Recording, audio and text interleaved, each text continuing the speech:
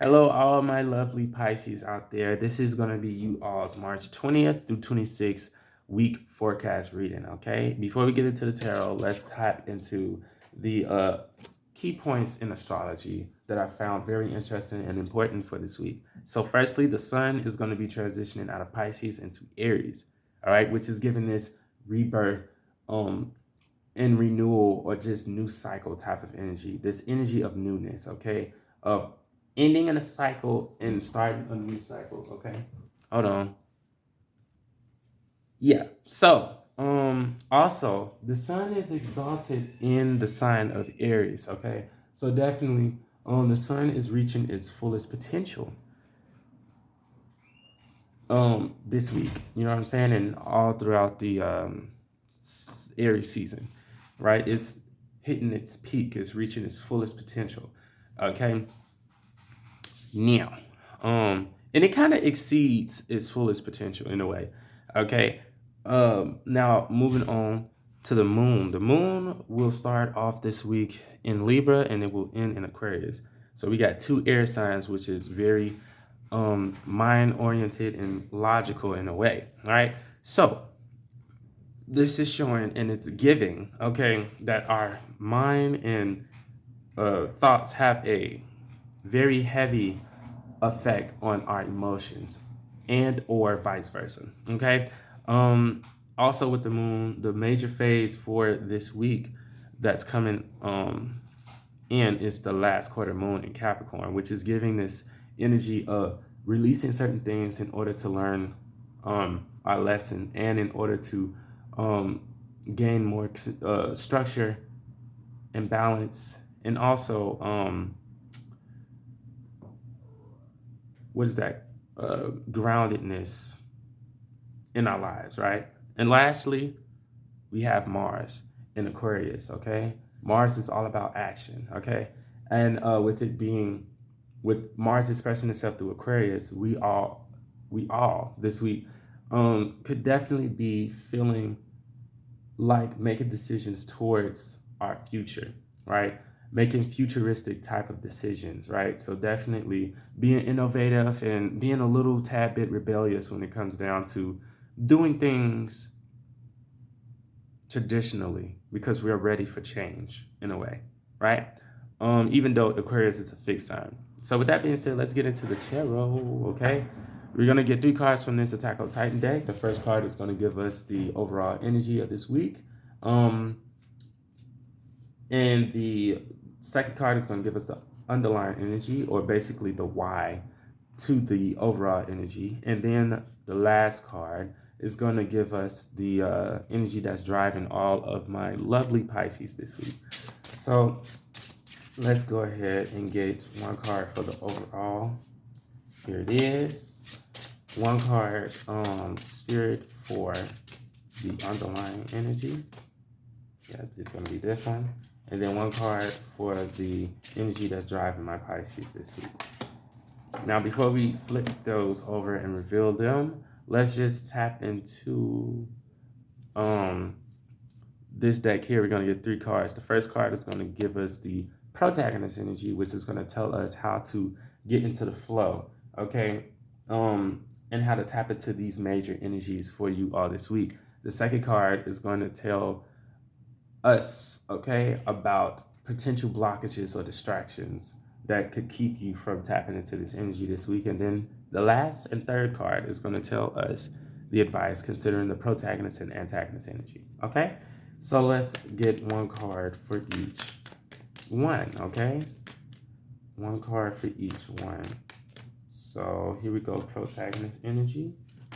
Ooh, we got the card for antagonist energy, which is the Four of Swords. We're going to talk about it. And then the last card being for advice, okay?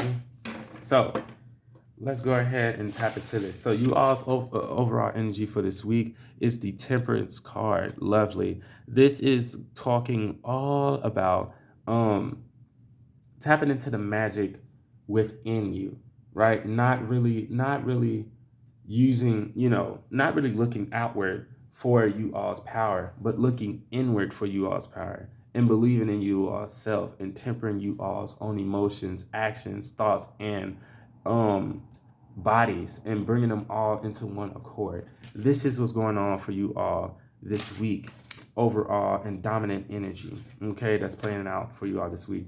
The underlying energy, wow, it makes sense, is the magician. And this is delicious because both of these cards are in a way talking about magic. The magician, and that's funny that they came up together. Now, this being the underlying energy is giving us the why to this overall energy. So the reason why you all will be feeling the energy of going within for you all's magic, right? And to tap into you all's magic and power is because you all have been working with elements and things outside of yourself to create and manifest and make magic. Now you all feel confident enough, look at how confident she was, to really tap into you all's own magic, right? To look within. You all have realized that the magic has always been within you, and even though it's all around you, it's always been within you. As above so below, as within so without, right? And so the what is it? The geez Louise, now what is this energy? What is this card for? Come on now. Not the brain farts happening right now. The energy that's driving you all this week is the tower. Yeah, definitely. So you all may have had or maybe going to have like a sudden, like abrupt ending to something that's gonna galvanize you all to really tap into to your inner magic, right? Which is gonna really galvanize you all to tap into your inner and true divine feminine and inner and true divine masculine energies, especially with you all being a Pisces with the two fish, and then we have the two people here as well. Very delicious, very delicious. So the protagonist energy, okay, is the Three of Cups. Definitely getting into this energy of celebration, right? Collabing with people that are like-minded and that's feeling the same energy as you are, right?